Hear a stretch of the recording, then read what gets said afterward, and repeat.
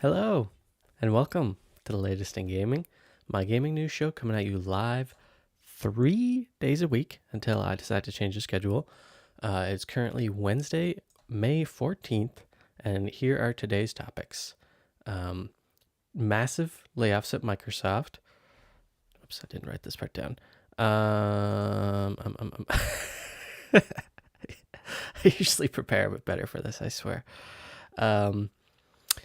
There might be PS5 price increases yet again. This is too loud. Oh, hello. Okay. Marvel 1943 got delayed to 2026. Fallout Season 2 is coming later this year with a Season 3 already confirmed. Oops, should have fixed my hair before I started here. And the next Mario movie was given a title. The title was accidentally leaked, possibly. And Tony Hawk's Pro Skater 3 Plus 4 is looking epic. If any of that sounds interesting to you, stick around. If you're feeling generous, why not help a brother out? Hit that subscribe or that like button. Yeah, I think without any further ado, let's just jump into it. Perfect. So I want to start off with just a huge shout out to this man right here, Satya Nadella. Amen. Like, this guy is a grinder. He's got that hustle mindset. Sorry. Yes. Like, honestly, just congratulations to him for making more money. Way to go, bro. Like, he's grinding. He's got that hustle state of mind. Like, the amount of work it takes to like fire thousands of people and just kind of leave them out to dry without like any sort of job or anything. Like, that just seems like such a hard thing to do. Not just like the amount of work like to decide who gets fired, but also like, geez, that must just weigh on your mind, all those pori's like pissed off at you for firing them. Like, whatever, man, just get a better job, just make more money, just become a CEO, and then you can fire people, right? Fuck, I have not been recording this. Shit. Goodness, my hair. I really should have brushed it a bit more before I did this. I might repeat this part a little bit. No, that's fine. I won't repeat. Fuck, I always forget to start recording. And then I like to make clips out of this, so it helps me to record it, so then I don't have to wait for it to be up on YouTube like a day later. But I guess that just gives me more time to work on other things. Yeah, so let's read through this article here. This comes from Chris Scullion at Video Games Chronicle. Microsoft announces plans to lay off thousands more workers. Way to go, guys. 3% of employees across all departments will be laid off, the company says. Microsoft has announced that it will be laying off 3% of its total staff. 3%, that's not much. The layoffs will take place across all levels, teams, and locations, according to a CNBC report suggesting that Microsoft's gaming division may be affected to some extent. Excuse me. According to a report, Microsoft had around 228,000 employees by the end of last June. That is 220,008 lives, human lives, just so you know, by the end of last June, which would mean laying off 6,840 employees, though it's not currently known if the employee count has risen or fallen since then. So potentially, around 7,000 employees, around 7,000 human lives that, well, let's be honest, they probably weren't working hard enough. They probably didn't have that hustle, that grind state of mind. They're probably like trying to provide for their stupid families, Maybe they've got a partner and kids at home that they are struggling to afford for. But honestly, like, if you can't afford kids, like, why would you have them? If you can't afford a marriage, why would you have them? Why? Because you have a cushy job at Microsoft? I don't think so. Maybe go somewhere else. Numbnuts.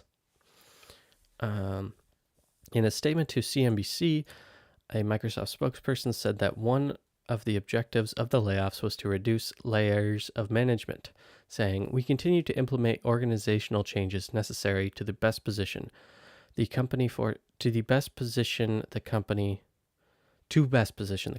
success in a dynamic marketplace." Yes. Company success above all else, above 228,000 human lives. Of course, obviously. This would be the largest mass layoff at Microsoft since January 2023.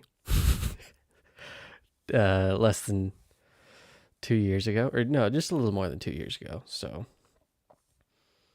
this is unheard of in the last 2 years.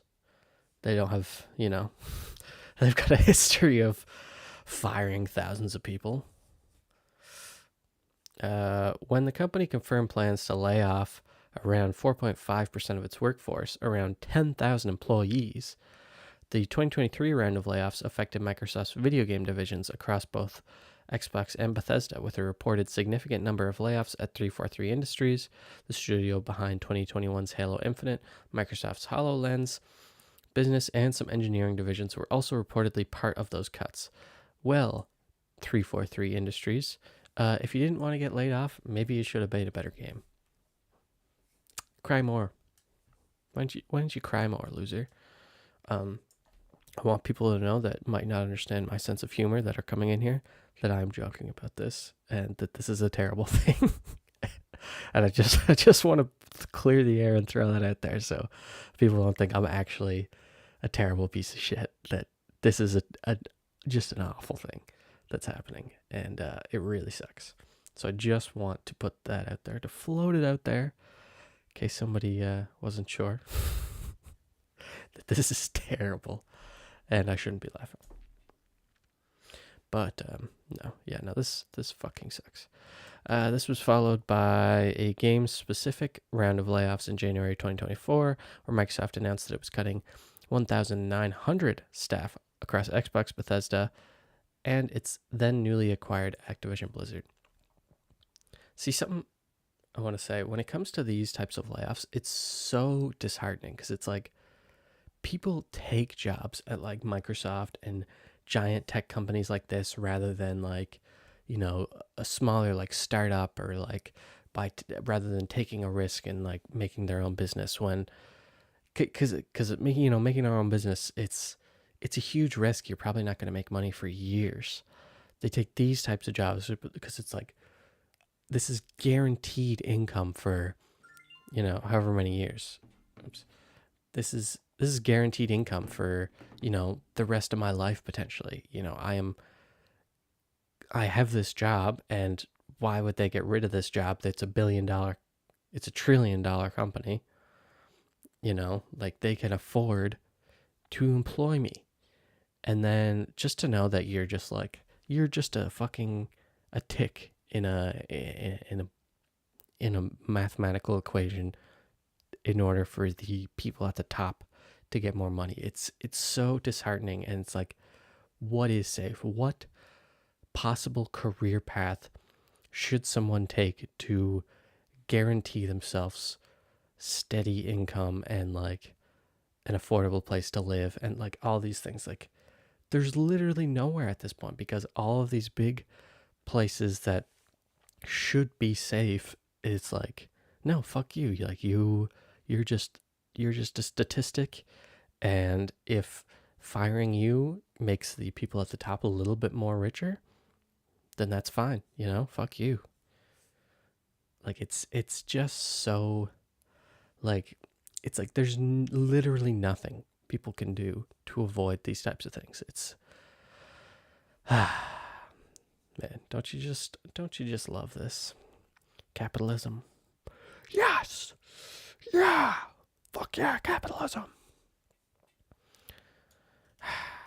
According to a message sent to staff at the time by Microsoft head of gaming Phil Spencer, the decision has been made after Microsoft and Activision Blizzard leadership teams set priorities, identified areas of overlap, and ensured that we're all aligned on the best opportunities for growth. Yeah, so like, just like, you fold something over, You get, this is like overlap, and just imagine this is like, this is a terrible analogy, thousands of human lives that they're just like, bye-bye, bye-bye, thanks, Phil, love you, Phil. So that was about the 2024 announcement. So as the part of this process, we made the painful decision to reduce the size of our gaming workforce by approximately 1,900 roles out of the 22,000 people on our team. So it's not yet clear how many staff in Microsoft's gaming division will be affected by the company's newly announced 3% of layoffs. Jeez, I have got places to be soonish, so I have to kind of hurry this up a bit. But yeah, no, this is fucking pathetic. Fuck you, Satya and Adela. Another thing of good news, PS5s might become more expensive soon. This comes from Lewis White at The Video Gamer, or at videogamer.com, I guess. Sony weighs up even more PS5 price increases in response to tariffs. So all these recently fired Microsoft employees will not be able to afford the PS5 price increase, unfortunately.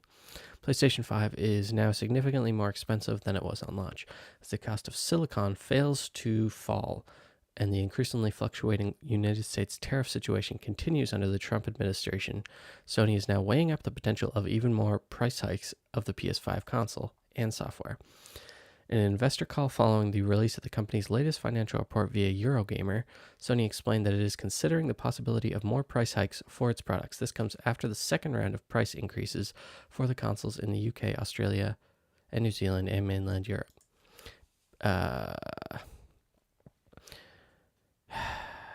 Sony explained that the company has 3 months of PS5 consoles ready for United States customers. However, the increasing tariff situation may cause the company to pass on the cost added by tariffs to U.S. gamers. In terms of tariffs, we are not just simply calculating a simple tariff to come up with 100 billion yen, but I think about the currently available information and also looking at the market trend, we may also pass on the price and also shipment allocation. As for the future, Sony is considering locally producing hardware for the future of PlayStation 5. Sony President Hiroki Totoki explained that the company is considering bringing some manufacturing of the PS5 consoles to the United States as an efficient strategy for the future, but no plans have been made because setting up a new place to manufacture is fucking insanely expensive, and that can also be tariffed all of the supplies and stuff to build a new factory. So that itself would probably cost them billions, but whatever. Yeah, I'm not gonna read through the rest. It's just fucking depressing. Oh my god, don't you just love this world? I said making this up and a lot of bad news like this, I'm like, okay, well, let's just get the shitty stuff out of the way to start. So we got one more shitty story I want to go through because I don't have anything else to say on this. One more shitty story to go through. That's not even that bad. Marvel 1943 has been delayed not yet again, but it's been delayed to 2026. Maybe it'll release the same week as GTA 6. Oh my god, what did I just do with my hair? See, it's so hard to...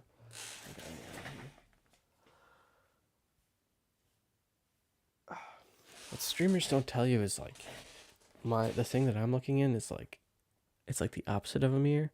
Like it doesn't flip it the same way, so it's hard to adjust hair without accidentally doing it the wrong way. Okay, Marvel 1943 Rise of Hydra has been delayed to 2026. Amy Hennig's Marvel game was planned for a 2025 release. In a statement posted on Twitter, Skydance Games said the game, which was previously set to release in 2025, will now come out early next year instead. We have an important update, the post reads. Marvel 1943 Rise of Hydra will now be launching in early 2026. Taking this additional time will allow us to add more polish and make sure we give you the best possible experience and one that lives up to our vision. We have some exciting things in store and look forward to sharing more soon. Marvel 1943 Rise of Hydra was revealed in March 2024 during an Unreal Engine showcase at GDC. The game stars Drew Morlane Maureen as Captain America, and Kari Payton as Black Panther in the latest adventure from Amy Hennig, the writer and creative director of the first 3 Uncharted games. So here's the update. We have an important update. Marvel 1943 Rise of Hydra will now be launching in early 2026. Taking this additional time will allow us to add more polish and make sure we give you the best possible experience, one that lives up to our vision. We have some exciting things in store and look forward to sharing more soon. Emphasis on soon, which I'll get into in a minute. In an interview with Entertainment Weekly last December, Hennig said that the game's 1943 setting allowed her and the rest of the game's development team to do a bunch of interesting things. Wow. One of which was to not only tell a story with a young Steve Rogers who's still trying to find his feet, as opposed to a more seasoned guy that we've seen in a lot of the films. It also lets us introduce a new Black Panther of 1943. It let us tap into all the things that I love, all of the wonderful tropes in World War II era adventure films, classic men on a mission movies, and all of that. There's a lot of intrigue in our story, a lot of twists and turns, fascinating characters, and interesting locations. According to the official plot synopsis for Marvel 1943, The Rise of Hydra, the chaos of war, worlds collide, Captain America and Azuri, the Black Panther of the 1940s, must overcome their differences and form an uneasy alliance to confront their enemies. I don't need to read the rest. Okay. A few things to say about this. So, what did I have written down here first? Amy Hennig, the director of this game, has not released a game in a very long time. Now, I'm not saying she's bad at her job. I'm saying she has bad luck with the companies that she's worked with recently. There was a Star Wars game she was working on, and now it's this. And I'm not saying this isn't going to release, but I'm just saying I'm scared that it might not because of her history with these games. And yeah, not because she's bad, just bad luck. Because I played the first 3 Uncharted games. They were fucking epic. Like, just what I really want to see is just show me the game. Like, pull a GTA and delay it, and then give us a trailer like a week later with gameplay to kind of soften the blow. Because like we seen the game and it looks great, but we didn't really see any gameplay. If it was supposed to be released this year, I would imagine it's in some kind of like playable state in some way. So please just prove to me that this game is real and show me a trailer. Show me gameplay. I want to see Black Panther. I want to see Captain America. I want to see them fighting bad guys. I want to know what that experience is like, because the fact that we haven't seen anything from this yet is just a little concerning. I think that's all I had to say about that.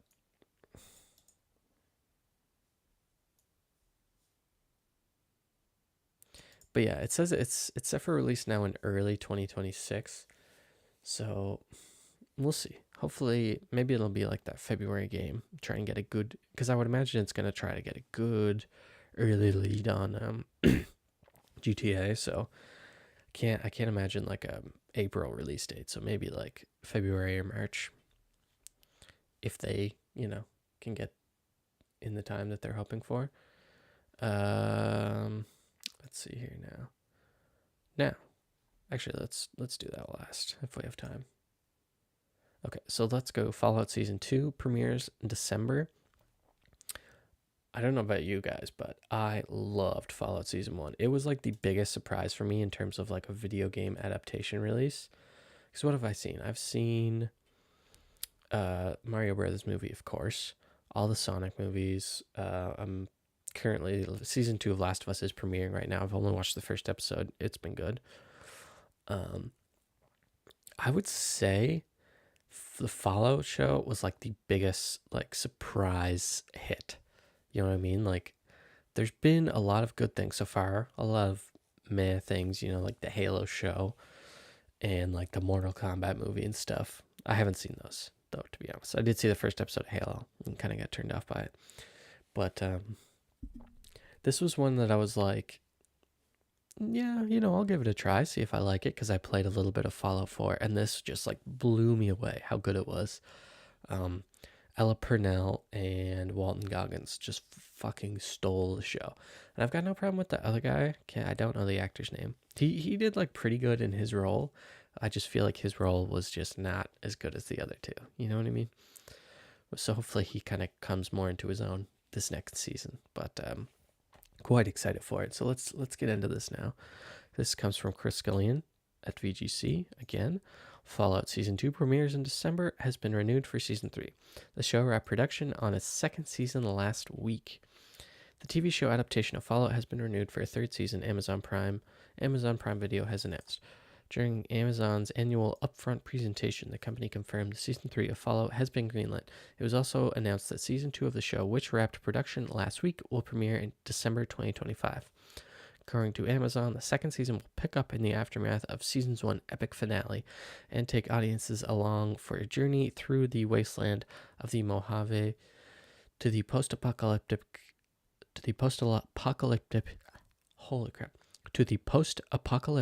city of New Vegas. Fallout fans love to hear those words. The holidays came a little early this year, and we are thrilled to be ending the world all over again for a third season of Fallout. Executive producers Jonathan Nolan and Lisa Joy said in a statement, "On behalf of our brilliant cast and crew, our showrunners Geneva and Graham, and our partners at Bethesda, we're grateful to our incredible collaborators." Blah blah blah blah blah. Don't care. One thing I'll say though about Fallout is like, I didn't realize it when it was like first announced and like before it came out, but like, at least compared to like things like Skyrim and like Elder Scrolls, like those would be a decent setting for a show. But like that's been done before so many times. Fallout is such a unique idea that works so well because each game, it's like the character is like a blank slate, so you can really kind of go into your own. Like the character's a blank slate, but the world, there's so much there. There's so much story, so many different like races and like monsters and things that can be explored in so many different angles. Like it just really sets the show up to be like anything they want it to be. You know what I mean? So it's really the perfect setting for a show, without like, so which is something I just did not realize when it first was when I heard about it coming out. I'm like, a Fallout show? Like really? I feel like you've got better options, but you know, I gave it a shot and it was fucking epic. Amazon MGM Studios Global Head Television said, "We are absolutely thrilled that our global Prime Video customers will be able to delve deeper into the wonderfully surreal and captivating world of Fallout." Yeah, I think that's all I can say about that because I am still kind of on a time crunch here. Two final things, if I have time for two things. Mario movie title has been leaked. The title of the Super Mario Bros. Movie sequel has accidentally been revealed early. This also comes from Chris Scullion at VGC. Bro is busy. Sequel was named in an NBC Universal press release before swiftly being removed. Being swiftly removed, sorry. The title of the sequel to the Super Mario Bros. Movie has in a press release published on the NBC Universal website for its upfront showcase, the company revealed the name of the second Mario movie in a section on Peacock streaming, referring to it as Super Mario World.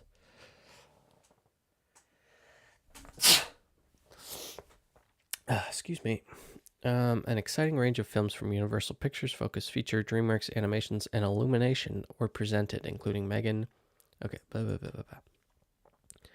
These films stream first exclusively on Peacock after their theatrical and PVOD windows, private video on demand. Oh, wow, I didn't think I would get that. Making it a uniquely positioned powerhouse for blockbuster successes, driving viewership, membership, all that stuff. The statement has since been edited on the NBC Universal website with the Super Mario World name removed, suggesting it may have been revealed too early, obviously.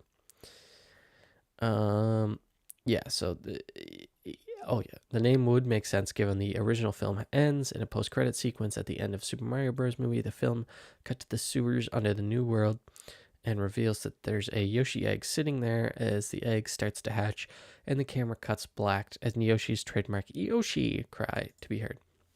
Okay, so a few things. that I'm just thinking about now.